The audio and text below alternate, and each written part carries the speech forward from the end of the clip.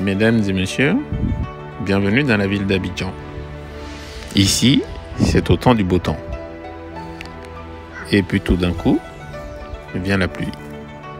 Et là, plus rien n'est pareil. De ça, on passe à ça. Le carrefour espace triangle de la Riviera devient tout de suite une voie impraticable. Et dans les quartiers, je ne vous décris même pas les difficultés qu'il y a, ne serait-ce que pour garer une voiture. Le pauvre habitant que vous voyez là n'est pas en train de nager dans sa petite piscine.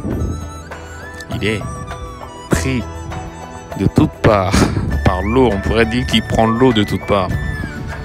Et ces pauvres véhicules de résidents ne sont peut-être pas à leur place finalement. Parce que vous allez voir, sans l'intervention des gens, ce qu'en aurait fait l'eau. Il est pourtant normal que dans une ville comme Abidjan, les saisons soient respectées, qu'il pleuve et après qu'il fasse beau temps. Et au temps du beau temps, on ne se soucie pas des futurs dégâts que vont créer les eaux. Chaque des pluies trouverait et année, on se retenait des dégâts. Du beau temps, c'est vrai que cette vue n'est pas belle, mais de là où nous sommes quasiment emprisonnés de l'eau, c'est tout ce qu'on a pu vous montrer de ce que devient Abidjan lorsqu'il pleut. Dans ce quartier de la Riviera qui est pourtant un des plus cossus de la Côte d'Ivoire, au temps de pluie, venez plutôt avec un radeau, je dirais un bateau. Parce que là, si vous êtes en véhicule, si vous êtes emprisonné dans ces endroits-là, qu'adviendra de vous? Vous pourriez mourir. Des drames de ce type, il y en a eu. Il y en a. Tous les ans, il y en a.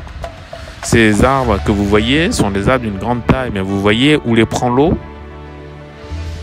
jusqu'à leur bout. Et là, à l'arrière du bâtiment dans lequel nous sommes, vous pouvez observer que plus personne ne peut circuler dans cette zone. Et plus aucun véhicule ne peut sortir de là. Personnes qui ont construit de très belles maisons.